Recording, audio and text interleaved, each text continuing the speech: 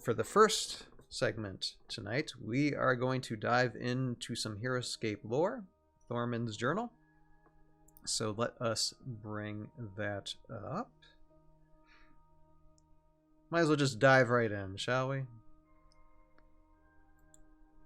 So we're going to be doing Thormun's journal entry number 3 and number 4 tonight. And I guess, let's see here. Pick somebody. Yeah, Jeremy, because, you know, there's names of towns in here that I'm just like, I'm afraid I'm going to, like, mispronounce. And I'd like to have the lore I gotcha. Give a shot at this.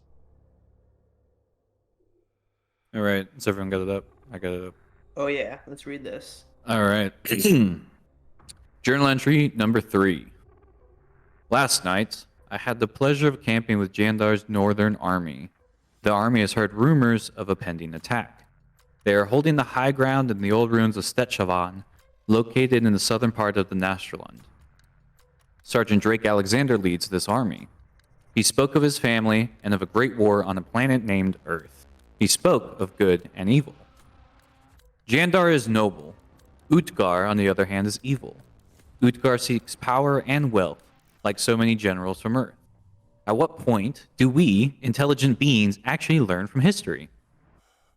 That's a direct quote from Sergeant Drake Alexander. Direct quote. Okay, and go ahead and do journal entry 4, then we'll talk about these. Okay. All right, journal entry 4.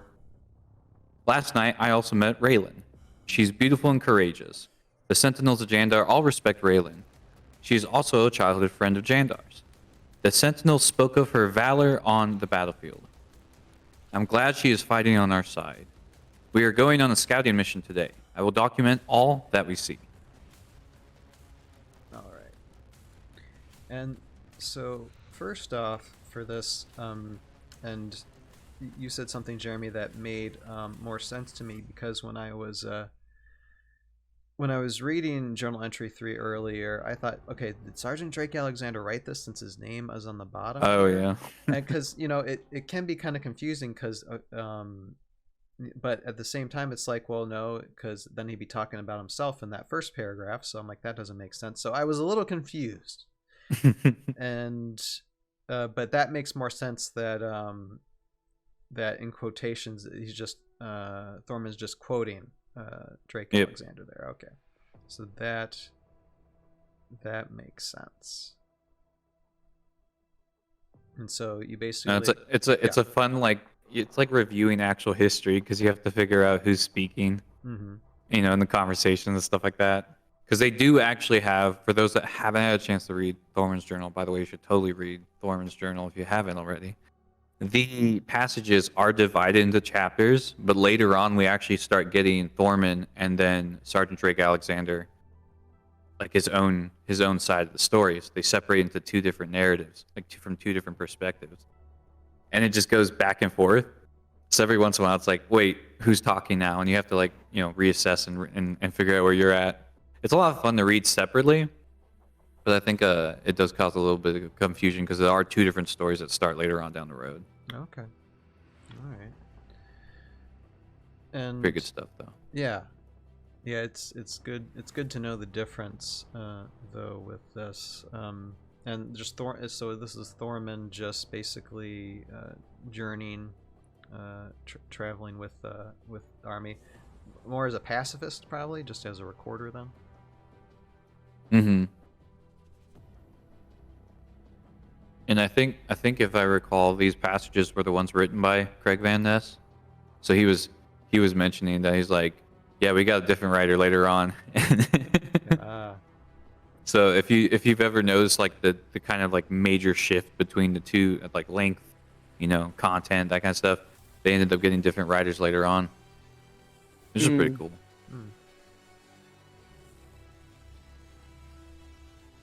And I mean, this introduces characters, like 2 important characters, Sergeant Drake Alexander and Raylan too, in journal entry number 4. And so this is Thormun's journal entry then, talking about Raylan, correct? Yep. So you never met her before this conflict happened, apparently. which is interesting. So he didn't know anything about her history, and going to the evil Raylan story, potential story. It's currently shelved, but reading this, I see really no sign of that other than Thormun saying that I'm glad she's fighting on our side.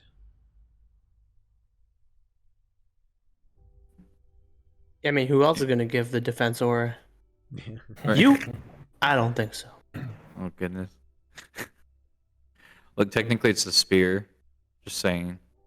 You just have to grab the spear. I guess. I mean, honestly, I'd do it. I take it. You know, Joe's in the front holding the spear. Let's get a heist behind me. Let's go take it from her. Let's go take it from her. She doesn't deserve it. We do. Ooh. Remember, she was going to be evil. It's still up in the air now. Still shelved. Right. I mean, it's shelved now. Let's just say it's my headcanon. It's my dream headcanon, by the way. So right. It's a good character arc. It's a good character arc. Let's just put it that way. I mean that's... And Craig approved it, so you know they were planning. That on doing answer something. right there. Right. Done deal.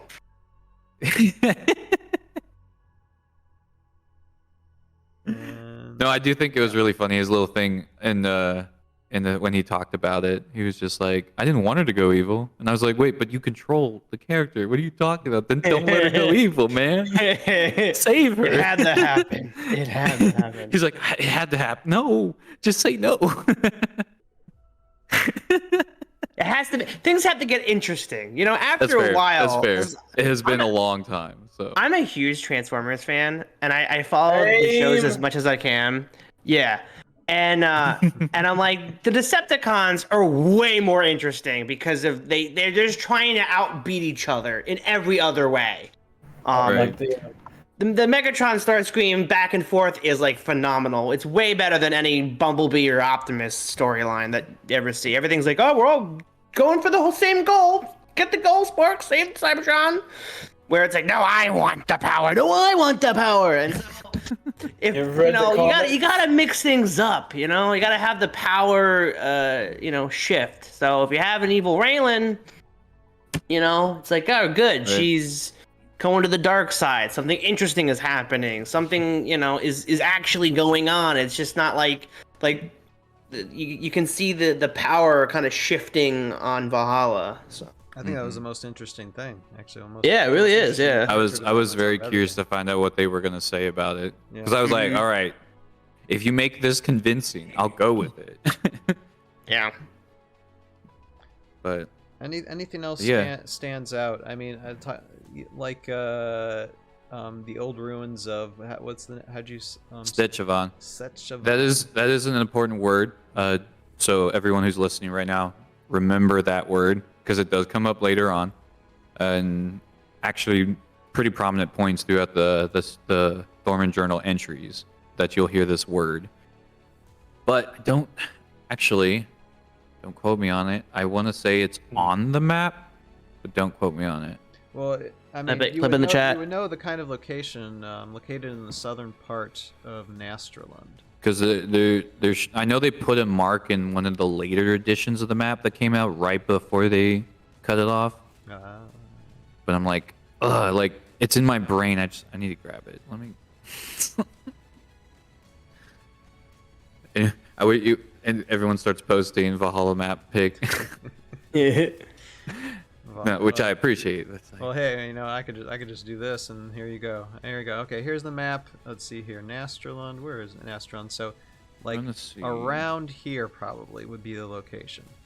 Because I have the map as a screensaver, so there you go. Or on my computer screen.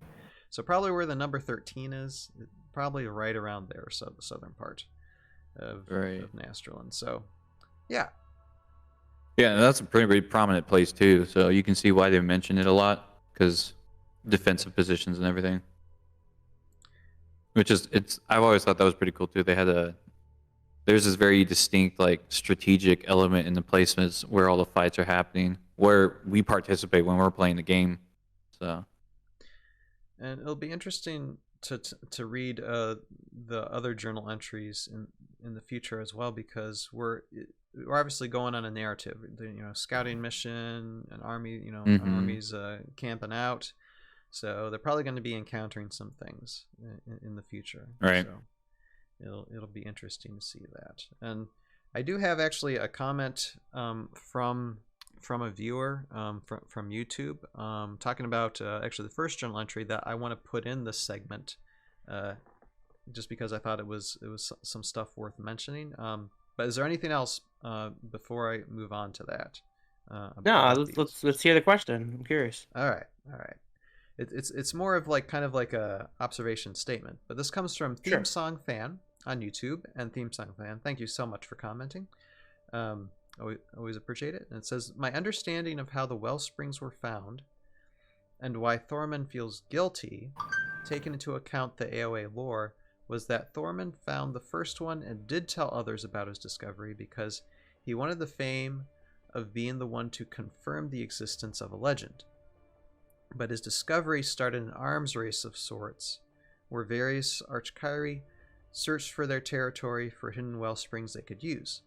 Of course, it was also implied that part of the reason so many were found so quickly after being considered mythological for so long was because the well springs themselves started to awaken and call out their chosen masters. So basically, it's Thormun's fault, but it's actually the wellspring's fault.